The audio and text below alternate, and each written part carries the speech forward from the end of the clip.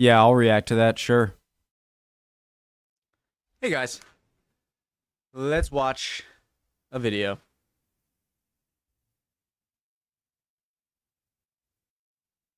Do a subscribe, sure. This is the Met. The Sun. The Sun. Newspaper in Britain. Right? I'm smart. I know. Police Training Centre for Armed Officers in Gravesend, Kent. Here, the elite officers tasked with responding to London's life and death incidents learn how to take and save a life. My name is Mike Sullivan. I'm the You mean to tell me that the UK cops only bring out guns for special circumstances and don't have them for simple traffic stops? Whoa! Sun's crime editor. That's crazy. And I've been granted access behind the scenes to see for myself the extreme pressure and intense scrutiny that officers go through when responding to such dangerous situations. America.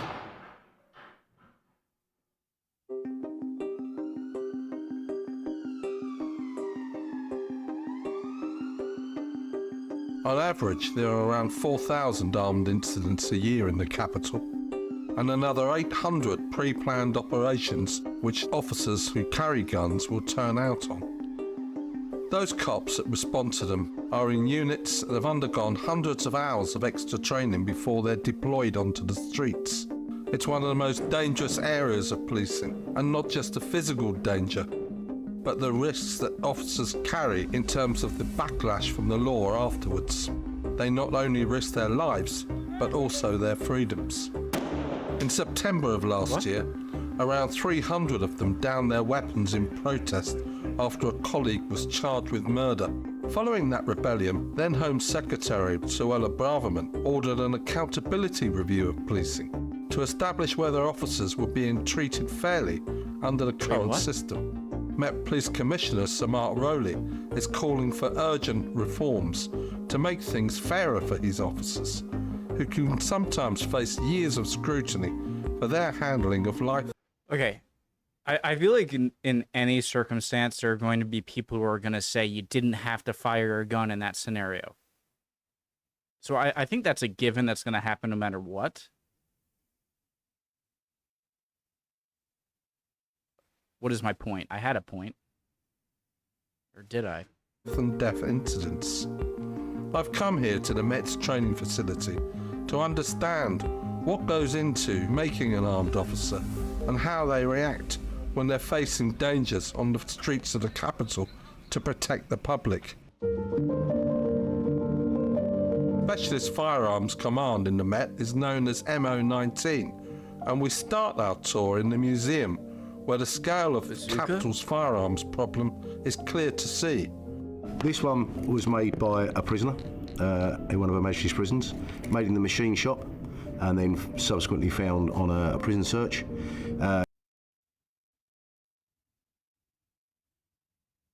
That dude's pretty smart. It works?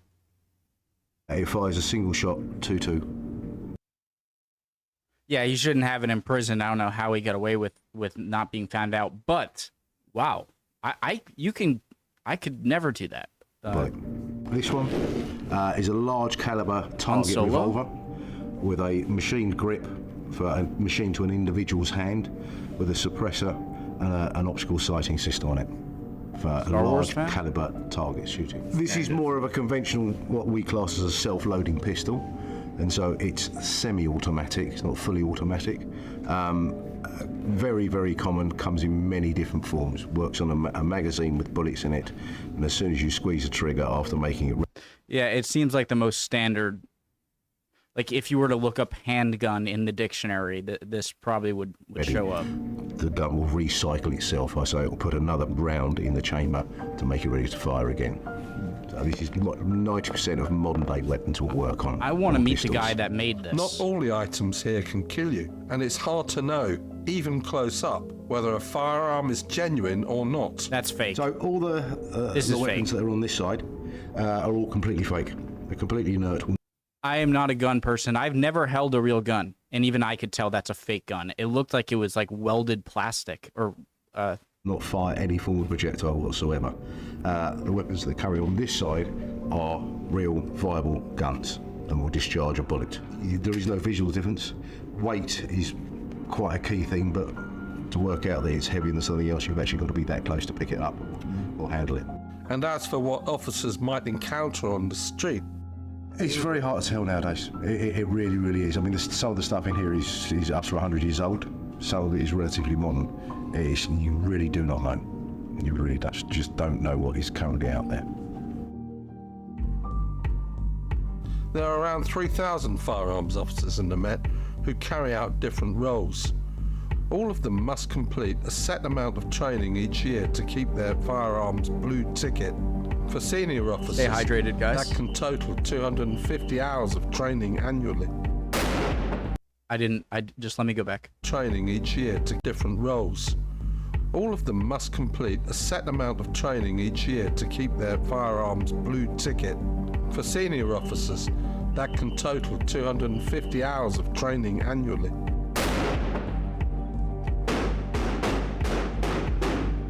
That exercise was a training scenario in relation to either a counter-terrorist exercise or a hostage rescue, whereupon life is at risk, and that particular method of entry is utilised where life is at risk.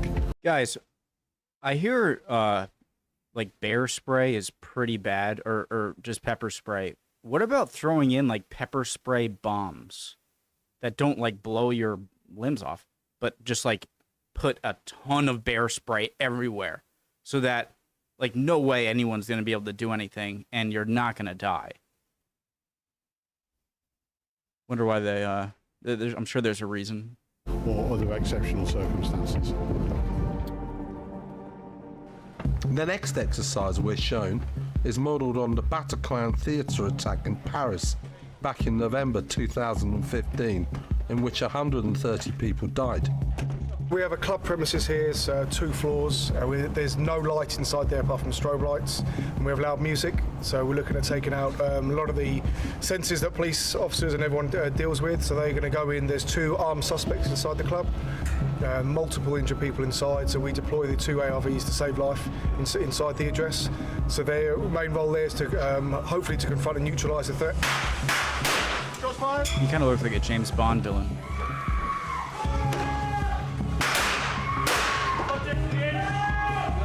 In this scenario, officers storm a nightclub before assessing the carnage which the terrorist suspects have inflicted. Downstairs we have 4 fatalities and 1 person with a penetrating chest wound. Upstairs there's a large number of people that have got catastrophic bleeds or penetrating chest wounds from the gunshots. So we've got 2 what we call nesting sites, 1 upstairs, 1 downstairs. The 1 upstairs is the busiest one, so if we go in I'll walk you through it. Guys, so is a British police officer either going to have no gun or an assault rifle? So it really, I'm sure they'll have like a sidearm, but it's what I... Okay. So as soon as there's no longer a threat, they just have to stop. They have to spin, change caps, almost like a medic cap, and from there they just start triaging everybody inside that building. So you have to find everyone, treat everyone, stop them bleeding, keep them breathing. Once everyone's been found and you've done that rapid intervention, life-saving treatment, then you can get onto comms, get everyone to come to you to help you. But then once you've got that time, then you start doing real medicine work. So we're looking at stripping them down, finding the wounds that are going to kill them slow, expose the wounds that were going to kill them quick, get oxygen, those that need oxygen, open the airways, the people that are unresponsive. From then onwards, we just need to keep them warm, get help to us as quick as possible, because ultimately they need to go to hospital. They're not going to survive just by laying on the floor with our treatment. When you have ARVs dealing with someone that's been attacked, had acid thrown on them, stabbed, run over, shot, ARVs are the best people to be dealing with that initial trauma. We get inundated with emails to say that their initial interventions have saved life, and if it wasn't for them, with their skills and the kit that they've got, these people would have died. Firearms officers can use their medical training to respond to life-threatening situations that may not involve weapons, and they often do. So this is enhanced medic training. Those two vehicles down there are the non-response vehicles, and you can see we've got a number of casualties in the street, live casualties as well. So the instructors are finding out from the students at the moment what the injuries are. The students are making their assessment of those injuries and then responding accordingly. Last year, more than 800 incidents were attended by firearms officers which did not involve guns and which required specialist The blur actually makes it look more real. Why are they blurring it? did by firearms officers which did not involve guns and which required specialist medical help. They save lives as well as, rarely, on occasions, taking them. The guys and girls out on the streets of London are very, very highly trained medics. They consistently and persistently respond to 999 calls. 66 times during November, they responded to life-saving incidents outside. Oh my God, I'm like 999. Okay. Doesn't everyone use 911? Sorry, that was my American brain malfunctioning. Respond to 999 calls. 66 times during November, they responded to life-saving incidents outside of firearms incidents. One of the first exercises potential firearms undergo is a simulated incident in the judgment range, aimed at testing an officer's ability to make decisions under extreme pressure. Obviously, it replicates the handgun that they would normally have, but like I say, it's just full of electrics. I know you've had a squeeze of the trigger, and if you pull it, it will make a bang. So the system will pick up the bang. The system knows where the laser's pointing at the time when it makes the bang, so it shows where the person's been shot.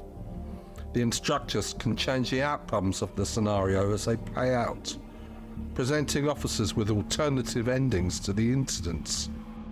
So you drive past a school, there are multiple phone calls about an active shooter, many people, children, saying someone's been shot, and you have to do like a single person emergency entry to confront that shooter. So other units are on their way, so you might come across some other cops, so don't shoot them.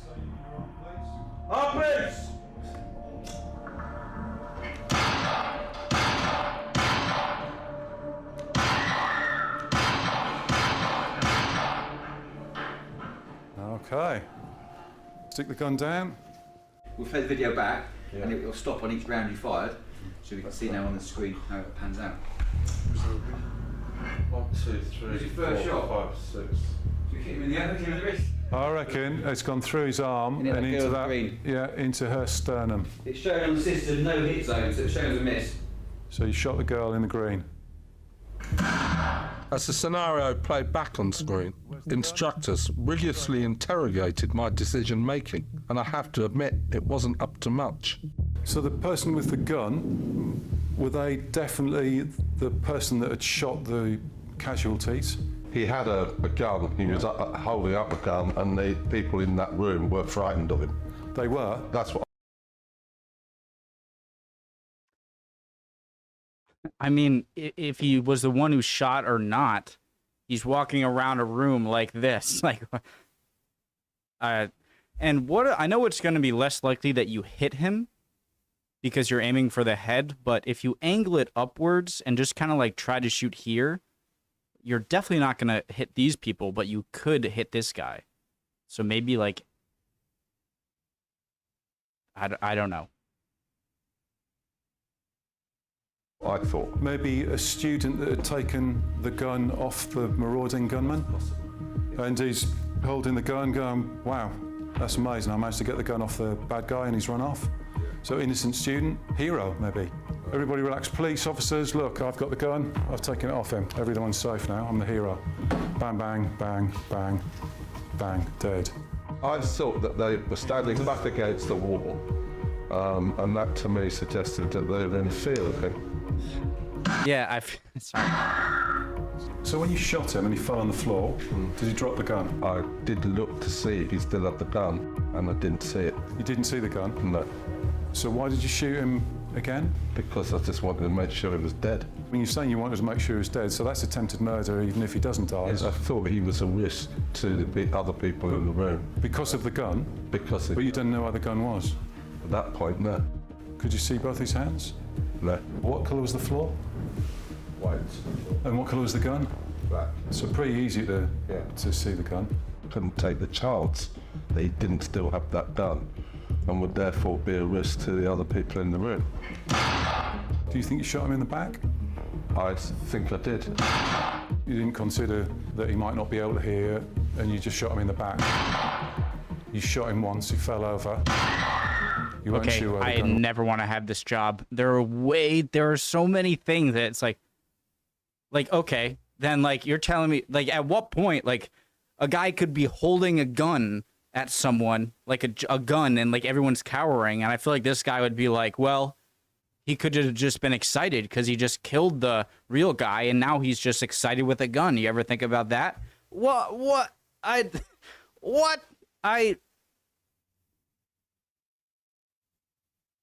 In my opinion, if you are definitely the shooter, I mean, you forfeited your life. It doesn't mean like you should. I understand why he's asking him these questions. Okay, I'm not that. But I gotta admit, I mean, by all of these, like the people are still cowering. Why would they still be doing that if he's the one who like saved the day? They'd be like, perfect. Awesome, but guess not. And another, Sorry, what do I know? 5, 6 times to make sure he was dead? It sounds like murder. The experience was quite humbling. Hopefully, you would shoot the bad guy, he would fall over, drop the gun, you wouldn't shoot him anymore, you would go forward, secure the gun, and give life-saving first aid. To me, like the worst thing that can happen is you shooting at his torso, because that can hit another person's torso, or obviously shooting at the neck area. Like all those are tempting areas to shoot to stop the person. There are also the areas where the bullet, if you miss or it goes through him, will kill or injure people behind him badly. If you go for the legs, then if you miss his legs and they hit someone else in the legs, at least they're not dead. Or you just kind of aim for like the very top so that like angle, like, I'm glad I don't have this job. Shoot him anymore, you would go forward, secure the gun, and give life-saving first aid until the ambulance gets there. They take him away. Everybody's happy. I felt mentally fatigued from my first attempt, but on the second occasion, I was more successful. You've dropped off your colleague. There is a domestic dispute. A neighbour has heard the next door neighbour shouting and arguing. They've been shouting and arguing a few times. Please present yourself. Control basically say there have been a number of calls to that house in the past 3 months. Police have gone. There's never been any injuries. There's never been any silent disturbance. Both the male and female occupant of the house have said it was just a loud disagreement. Control, there appears to be nobody present at this address at the time. Now going up the stairs. There are voices. Please present yourself. Control, urgent backup required. Present yourself now. Police present.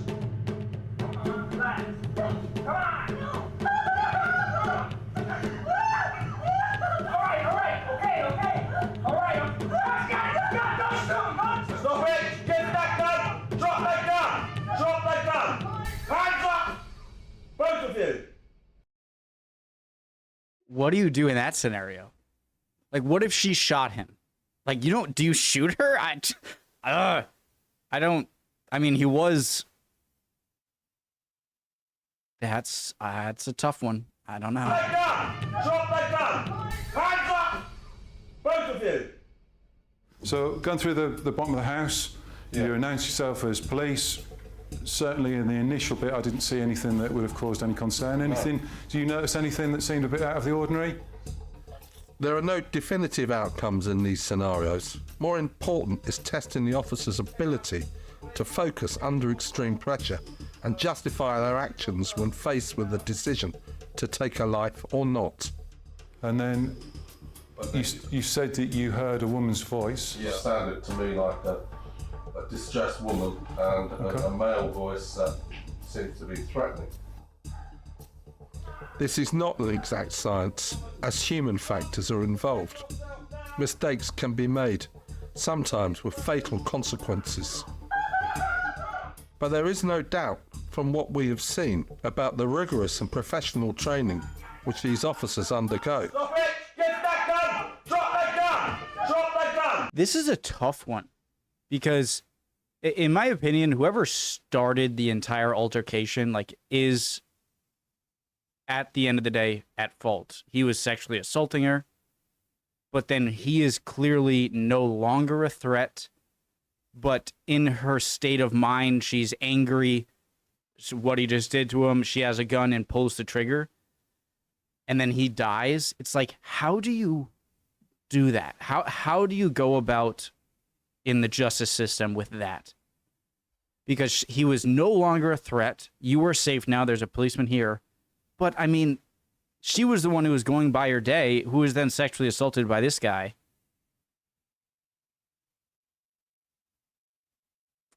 That really interesting video. I should never have this job. I do not envy people who have that job. Really interesting. Seeing how, you know, police works in other countries and everything. Hope you guys are doing well. Love you all. Would appreciate any comments and your point of view or whatever. And hopefully I'll see you next video. Bye, guys.